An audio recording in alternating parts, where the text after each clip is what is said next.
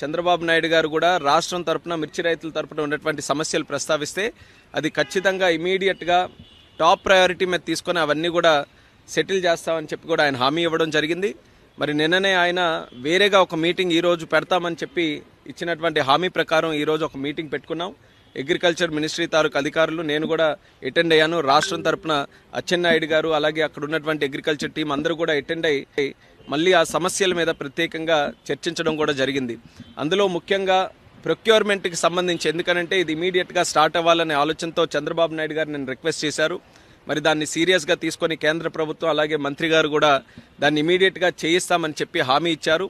వీలైనంత త్వరగా కేంద్రం నుంచి కూడా డిఫరెన్స్ ఆఫ్ ప్రైస్ ఏదైతే ఉందో దాన్ని పే చేయడానికి ఏదైతే 25% వరకు వాళ్ళకి MIS minimum market intervention scheme ద్వారా ఉందో దాన్ని పొడిగిస్తూ 75% వరకు కూడా కమిటీ ఆఫ్ మినిస్టర్స్ ద్వారా అప్రూవల్ తీసుకొని 75% వరకు కూడా చేస్తామని చెప్పి స్పష్టంగా హామీ కూడా ఇవ్వడం జరిగింది. అయితే ప్రైసు దీనికి తీసుకోవడానికి కింటా తాలూకా ప్రైసు రాష్ట్రం తరపున మనం క్యాల్కులేట్ చేసింది కాస్ట్ ఆఫ్ ప్రొడక్షన్ కానీ లేబర్ కాస్ట్స్ కానీ ప్రాక్టికల్గా గ్రౌండ్ లెవెల్లో రైతులు ఎంత పెడుతున్నారో దాన్ని అంతటినీ కూడా క్యాల్కులేట్ చేసి సుమారు 11,600 రూపాయలు ఇస్తే మరి వీళ్ళ తరపున 10,000 చిలుకల వరకే ఇవ్వడం జరిగింది. సో దాన్ని కూడా గట్టిగా రిప్రజెంట్ చేశాం. ఎట్టి పరిస్థితుల్లో క్వింటా తాలూకా ప్రైస్ ఏదైతే దీనికోసం క్యాల్కులేషన్కి యూజ్ చేస్తున్నామో అది పెంచాలి.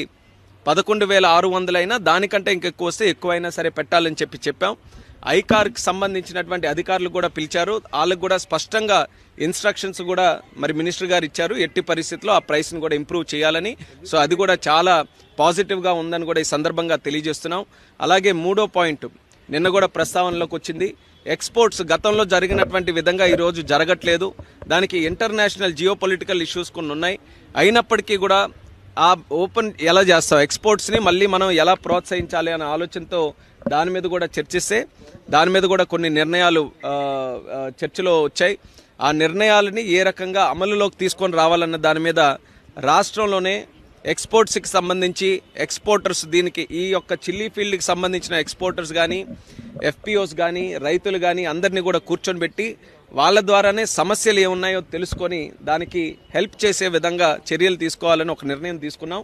సో రాబోతున్న రోజుల్లోనే రాష్ట్ర ప్రభుత్వం తాలూకా ఆధ్వర్యంలో మిర్చి రైతులతో ఒక ప్రత్యేక మీటింగు ఎక్స్పోర్టర్స్తో కూడా పెట్టి దీనికి ఉన్నటువంటి సమస్యలు ఇప్పుడు ఇమీడియట్గా ఎక్స్పోర్ట్స్ పెంచడానికి ఏంటి, లాంగ్ టర్మ్లో కూడా అక్కడ మిర్చి రైతుల తాలూకా ఆదాయం పెరిగే విధంగా ఎక్స్పోర్ట్స్ని ఏ రకంగా మనం ఇంటర్నేషనల్ మార్కెట్కి లింక్ చేయాలి, ఈ రెండింటి మీద కూడా ఒక సదస్సు అక్కడ పెట్టి దాని ద్వారా వచ్చినటువంటి సజెషన్స్ ఏవైతే ఉంటాయో దాన్ని కూడా మనం అమలు చేస్తామని చెప్పి మంత్రి గారు అయితే స్పష్టంగా హామీ ఇవ్వడం జరిగింది.